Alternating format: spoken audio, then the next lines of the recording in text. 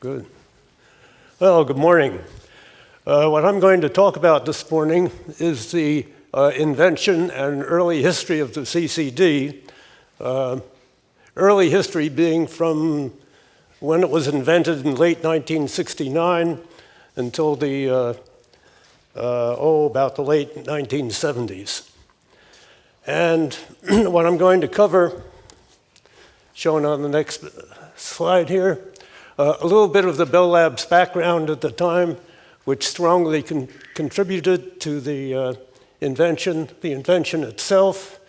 I'll try and recreate our thought process. That's kind of difficult at times. Then say a bit about the device basics and show you what the early devices were and end up with just a short discussion of applications. Well, getting back to Bell Labs' background, as Bill mentioned before, there was this thing called magnetic bubbles, which was a real hot item. It essentially consisted of a slab of magnetic material, which if you put it in a DC magnetic field, magnetic bubbles could be formed which were stable, and you could put a metallic pattern such as this. I won't go into the details. And if you put one of these little bubbles in there and put a rotating magnetic field here, this bubble would move down this line. So if at the beginning you put in a bubble or not put in a bubble to represent zeros and ones, you would have a digital shift register. Now, Bill had the charge of the semiconductor division at the time, and the other division in device development had all other materials.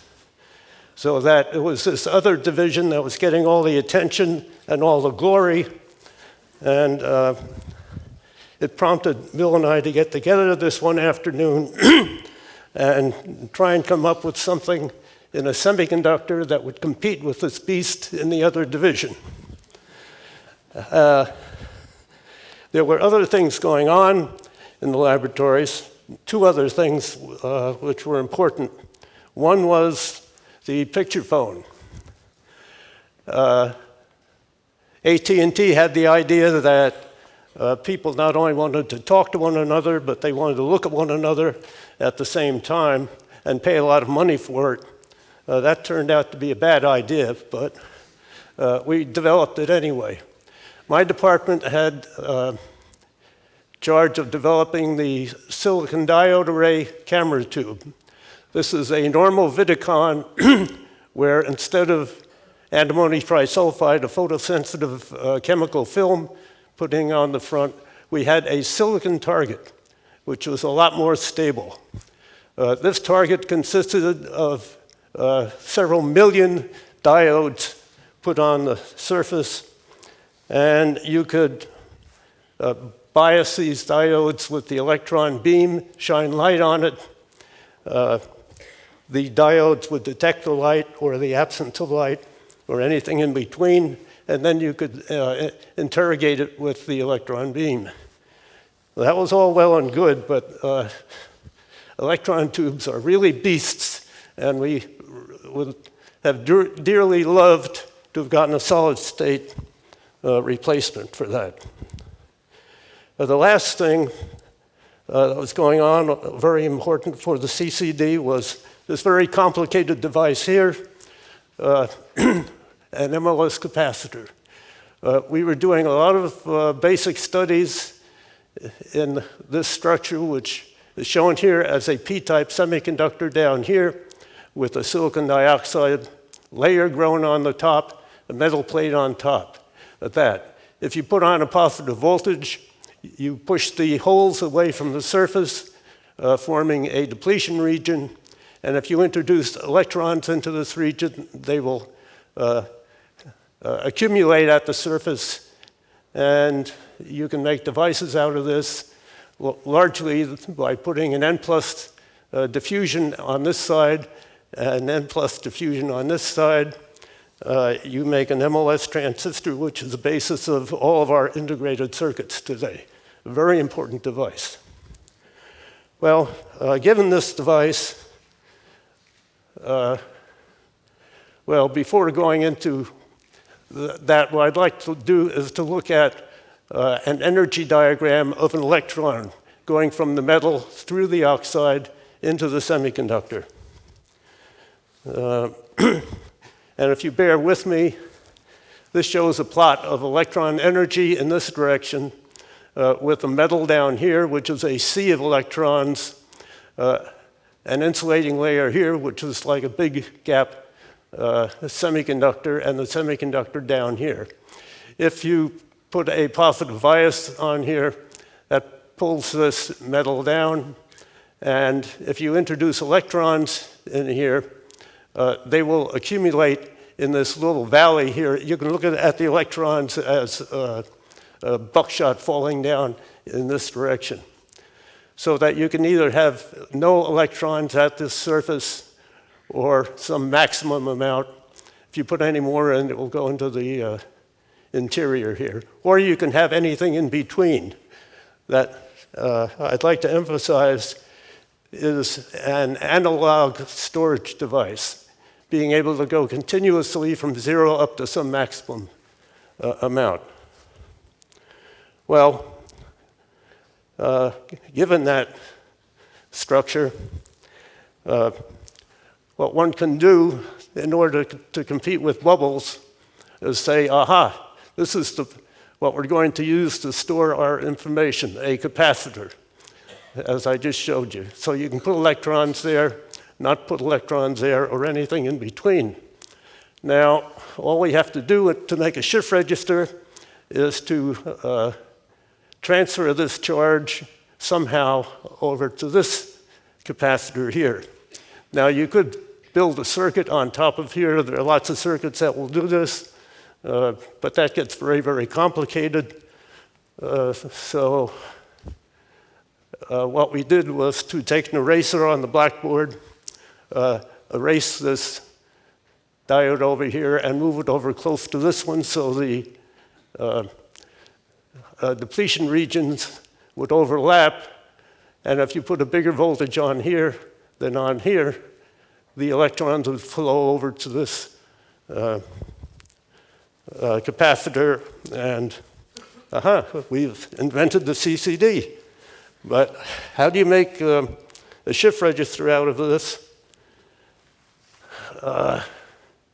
You essentially put a lot of these capacitors in a row on the surface, connect every third one up. So this is one way of doing it. There are many other ways.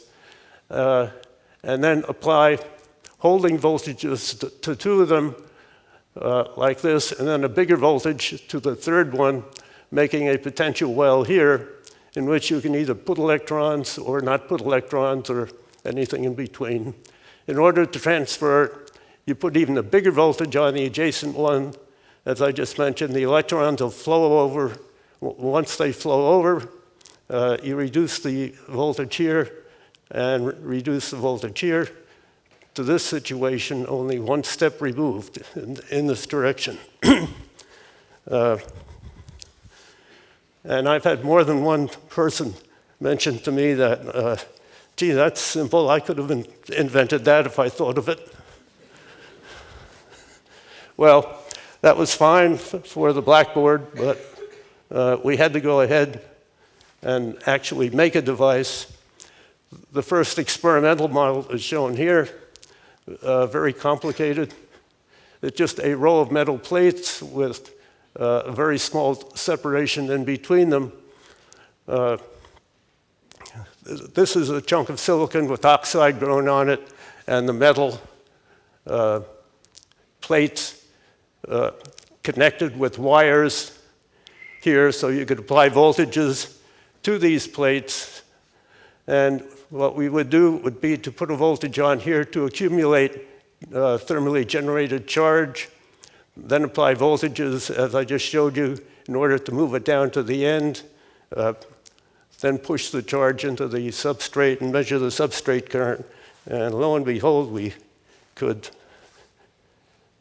passed charge down this device, and it was real. The first one worked. That's highly unusual.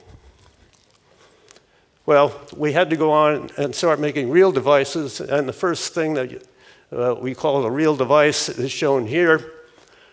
It consisted of an 8-bit shift register in this direction. This is a cross-section here where you see the substrate, the oxide, and the plates on the row. There's an input diode here, an input gate, so you could electrically put charge in here, transfer it down to the end in shift register fashion to an output diode down here. And that worked fine as a shift register. And you could also use this as an optical scanning device. Very much like what a fax machine does today. You mechanically just move an image past this linear imaging device and get a picture. And the first picture that was ever made is this high-resolution shot shown here, which is just the CCD, and you can count the number of pixels that we had, 1, 2, 3, 4, 5, 6, 7, 8. Things started progressing after that, of course, and we went on to, everything has problems. And the first problem that we ran into is illustrated in this next slide. This is the one that you saw before with the metal, the oxide, and the semiconductor here. But when you put in electrons, there are these nasty things, traps, at the silicon dioxide interface. So that if electrons are placed there, they will fall down into this trap, and it will take a long time for them to be thermally re-emitted into the conduction band.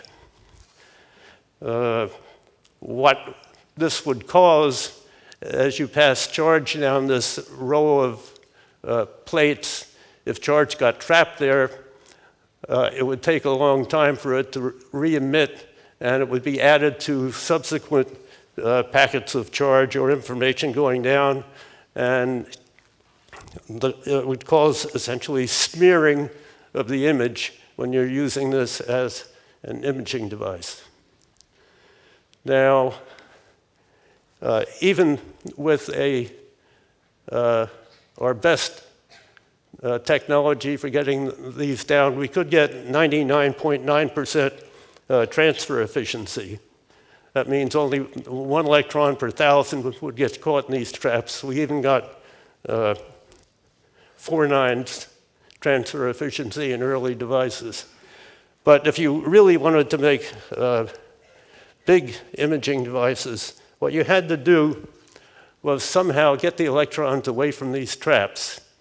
And Bill and I got together one other afternoon and said, aha, in order to get away from these traps, what we have to do is to move the electrons away from them. That's very simple. Now, this took more than one afternoon, as I recall, but we ended up with the, oops, pressed the wrong button. Yeah. What's this? Help!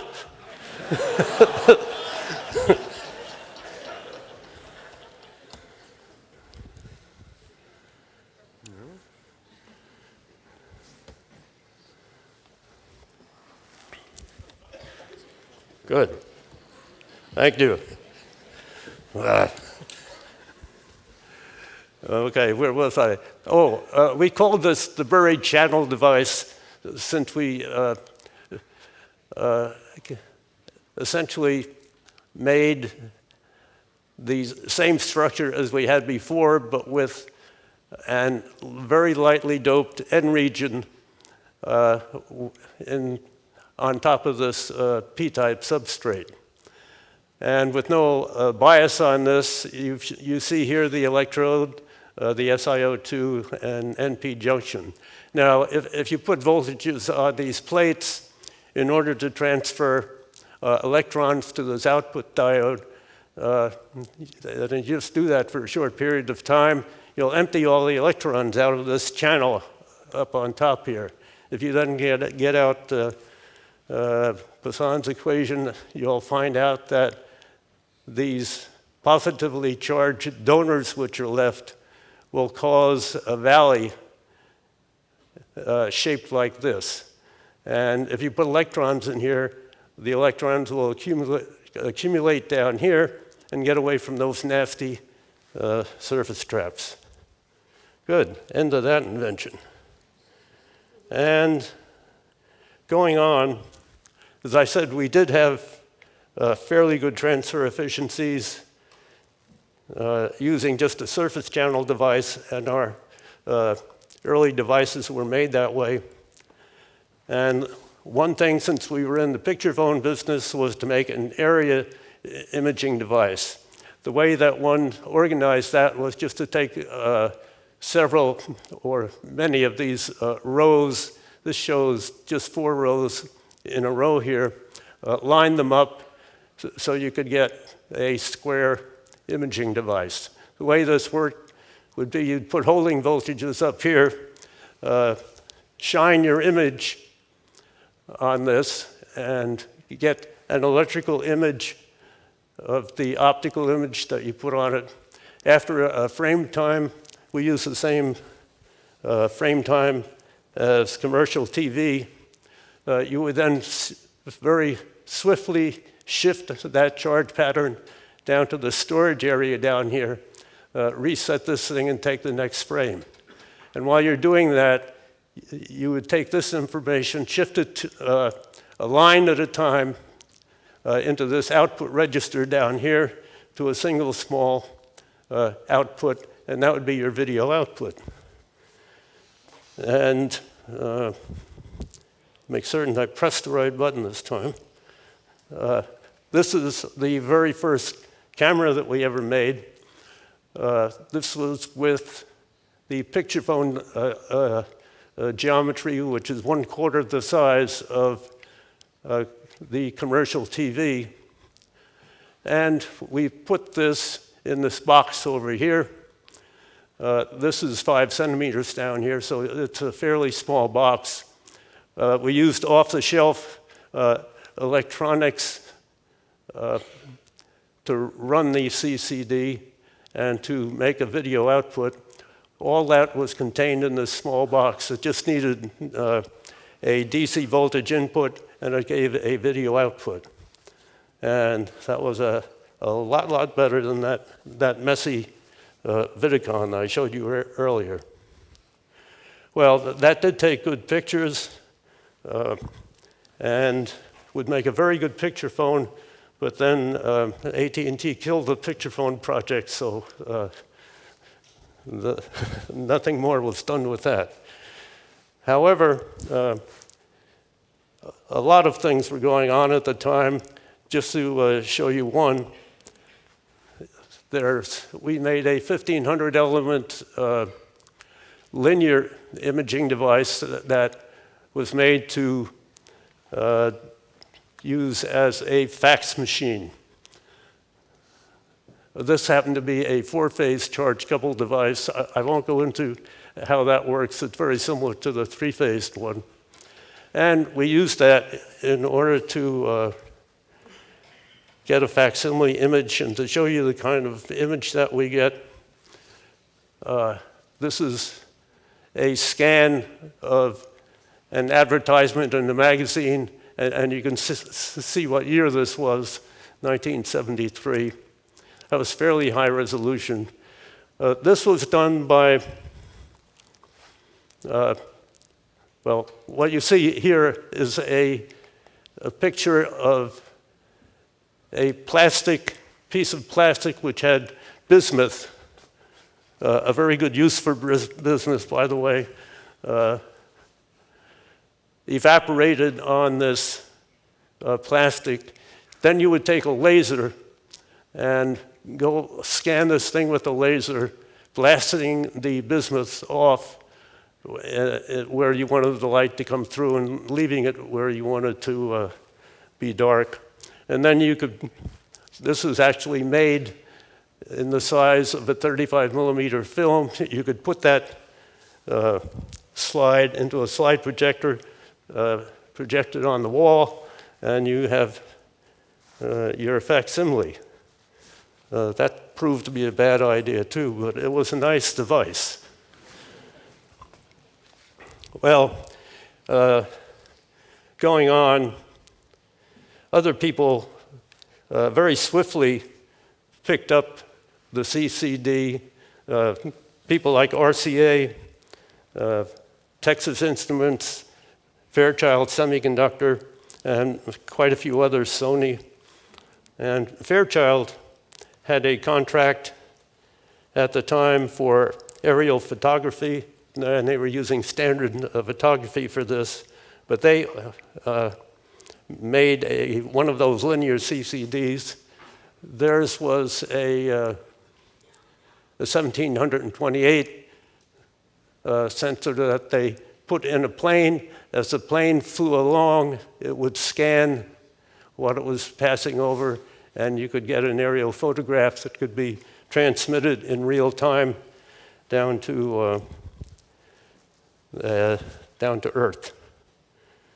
They also went on, as I recall, to make CCDs to put in imaging satellites. Well, this went on in other,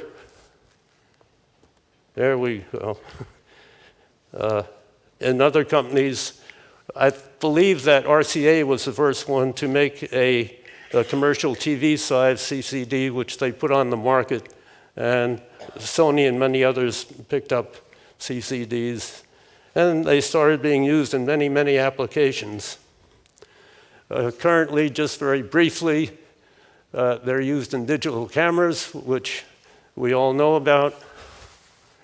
I want everybody to smile.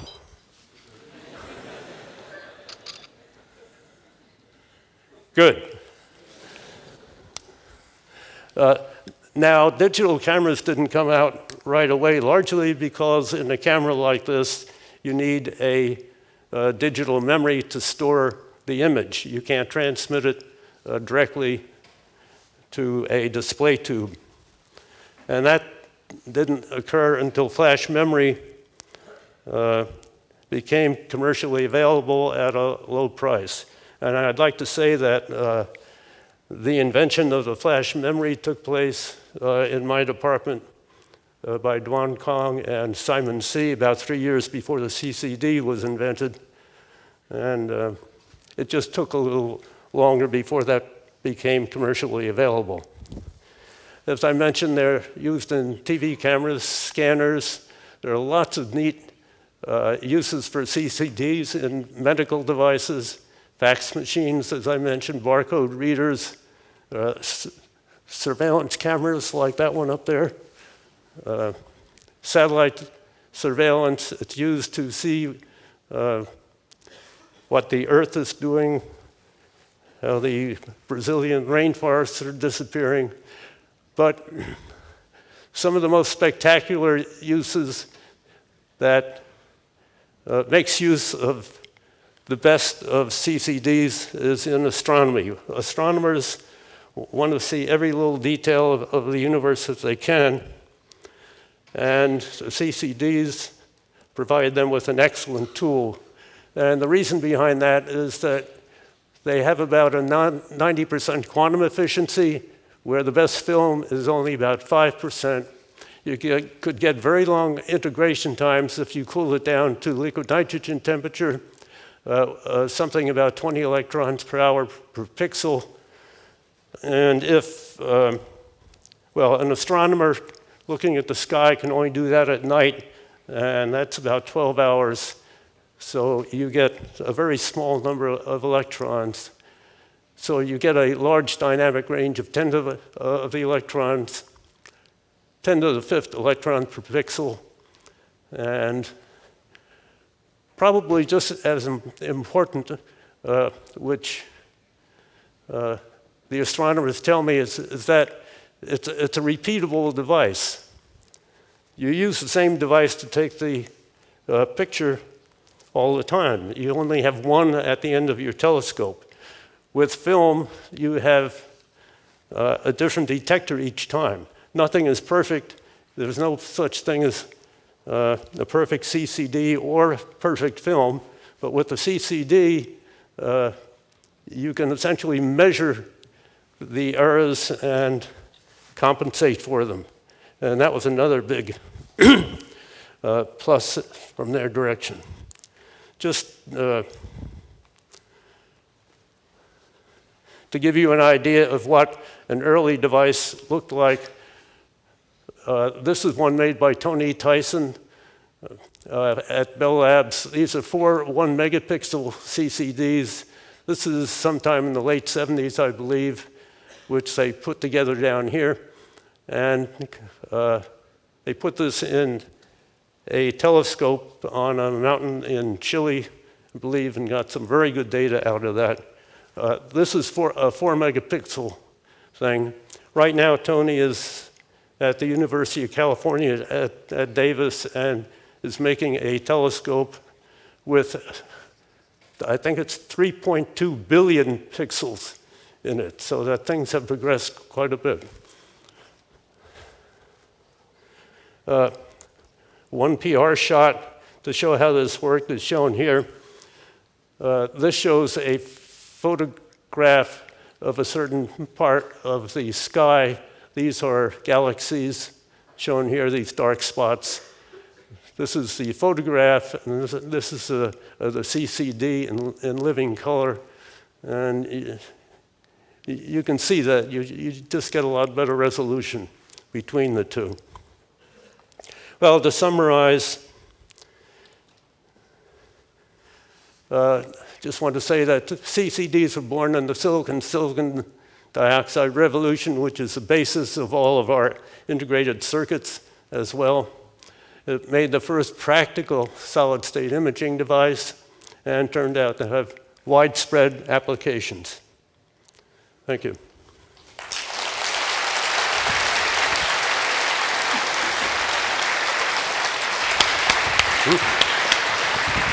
Congratulations, well done. Oh, thank you.